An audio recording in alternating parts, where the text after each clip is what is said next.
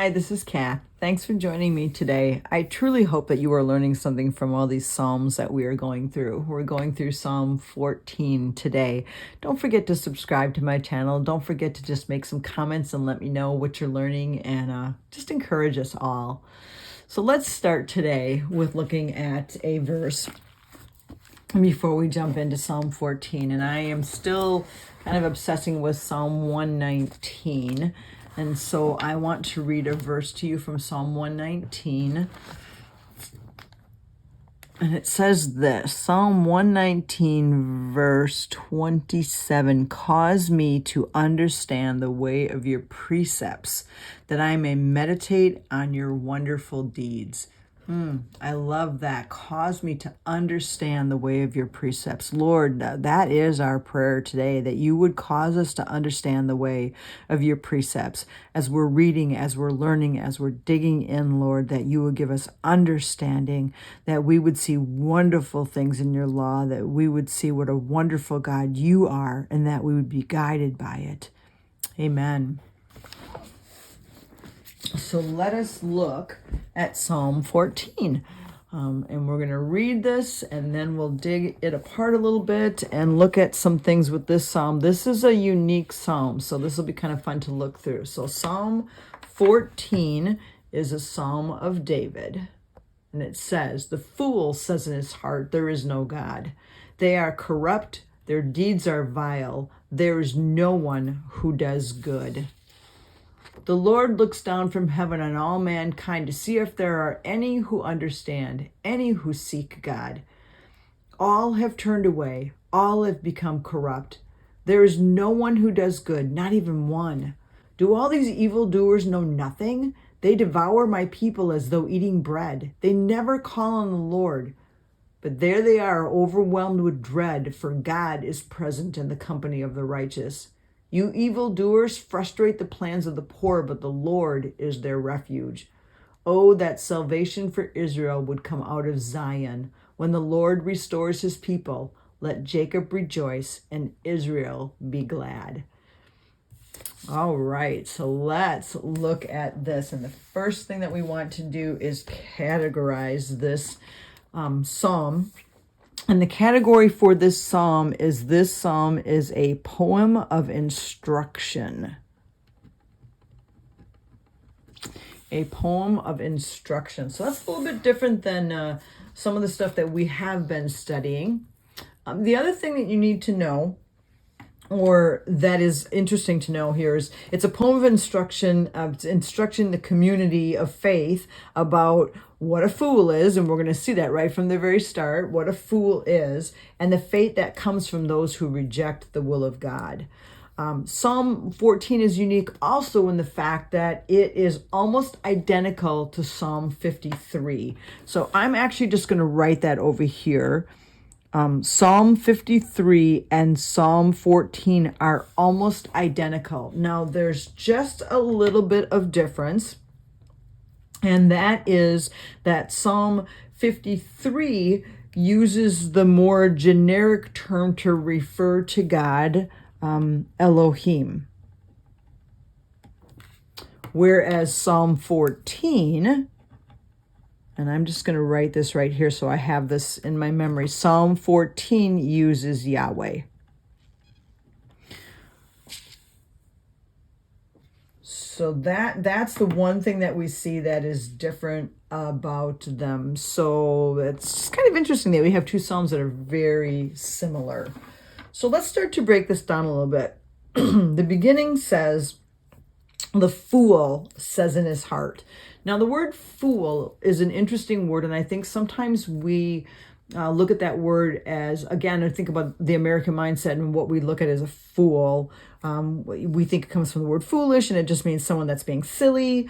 But when you look up the word fool, it does not mean silly or like we normally would think. It means something very different. So what we're going to do is we're going to go to Bible Hub and we're going to look it up because I think this is good to see. So I am in Psalm 14 on Bible Hub, and it says here, the fool.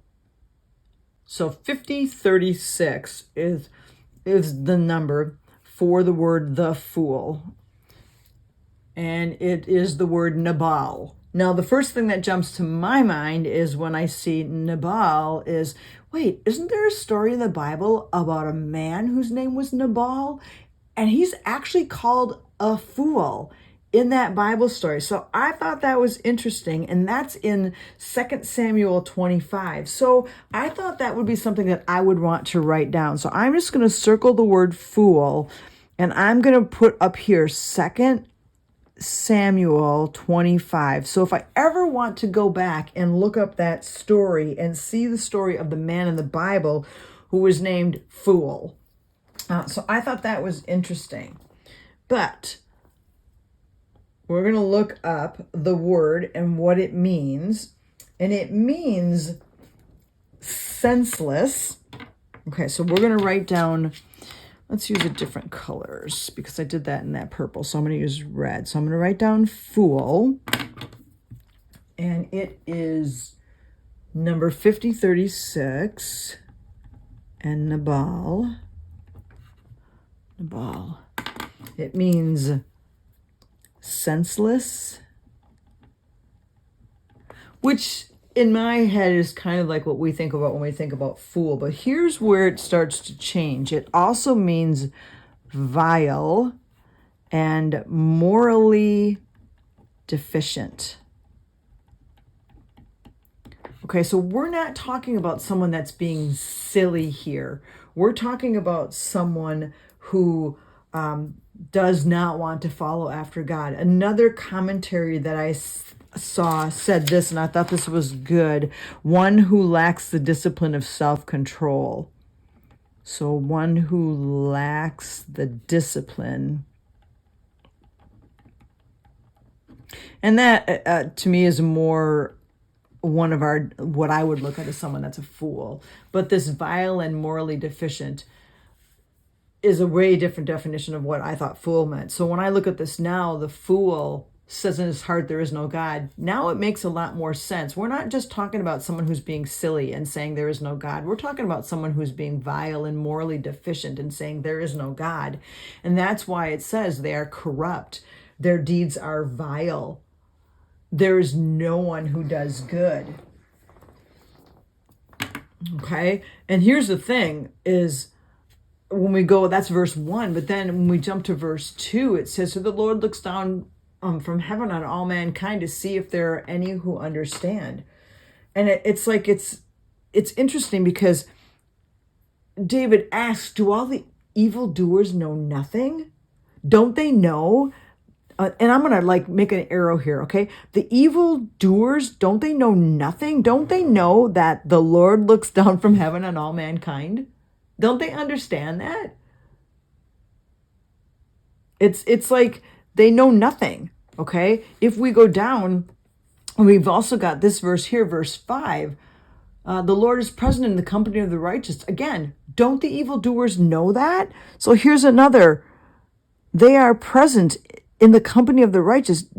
Don't the evildoers know that? Don't the foolish know that? They know nothing. They don't know that God is looking down and watching what they're doing.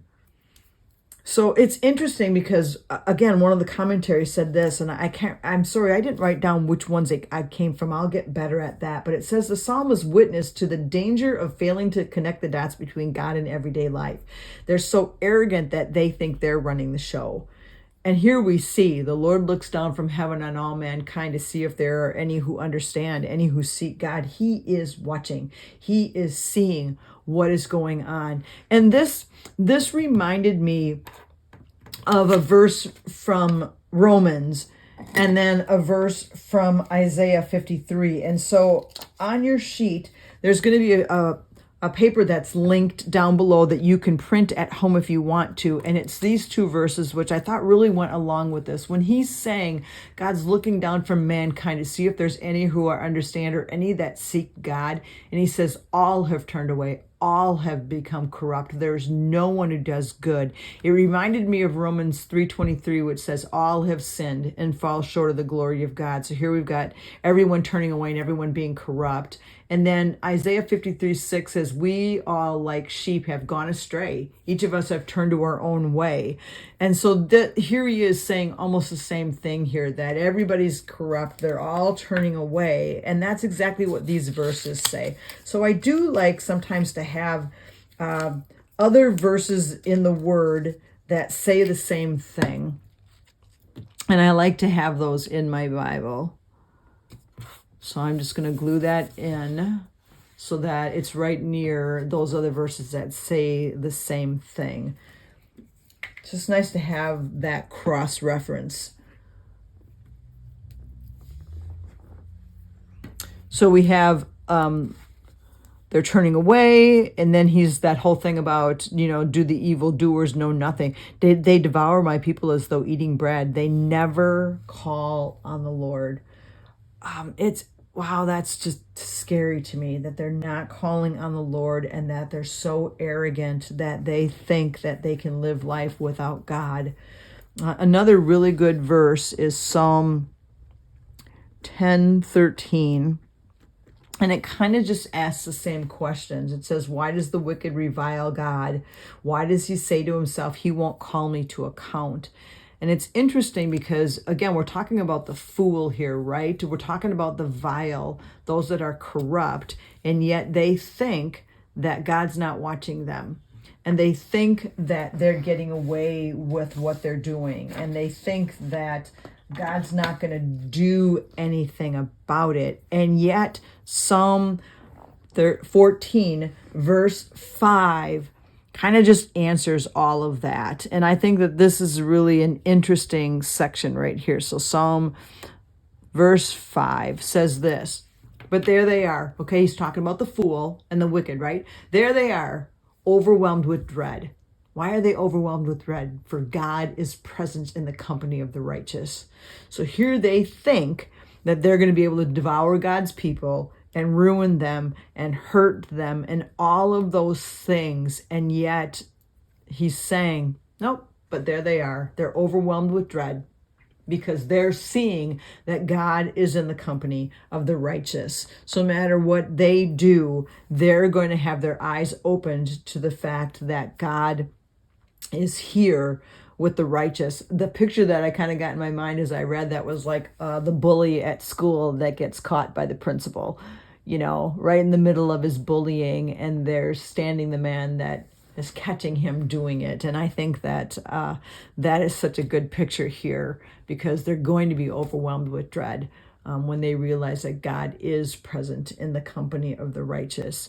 And I think for us is just that being careful that we don't fall trap to the way the fool is living, or that we become jealous because we see them prospering or see them having great things happen to them. We have to keep remembering that someday justice is going to happen. Someday they're going to see God present in the company of the righteous. I want to read an excerpt to you from, I'm going to read a couple verses from Psalm 73, because to me this kind of is the epitome of that same concept, how we look at the unrighteous and the ungodly and the fool, and we see them prospering, and then we start to become jealous, and we forget what God is going to do someday. So Psalm 73 says this, but as for me, my feet almost slipped. I had nearly lost my foothold, for I envied the arrogant when I saw the prosperity of the wicked. They have no struggles. Their bodies are healthy and strong. They are free from common human burdens. They're not plagued by human ills. From their callous hearts come iniquity. Their evil imaginations have no limits. They scoff and speak with malice. With arrogance they threaten oppression. Their mouths lay claim to heaven, and their tongues take possession of the earth. When I tried to understand all this, it troubled me deeply. Okay, and that's kind of what I see here. He's starting to complain about the evildoers, right? They're going to devour his people. And I see that in Psalm 73. And then the writer of Psalm 73 has this enlightenment from the Lord. He says this, until I entered the sanctuary of God, and then I understood their final destiny. Surely you place them on slippery ground. You cast them down to ruin. How suddenly are they destroyed, completely swept away by terrors. And there it is again. But there they are, overwhelmed with dread, for God is present in the company of the righteous. So no matter what life looks like, no matter the fool that might be living before you, corrupt and turning away from God, we can stand on faith and know that God is present in the company of the righteous and that he is our refuge. But the Lord is their refuge. See, you evildoers frustrate the plans of the poor, but the Lord is their refuge. So what is God speaking to you through this today?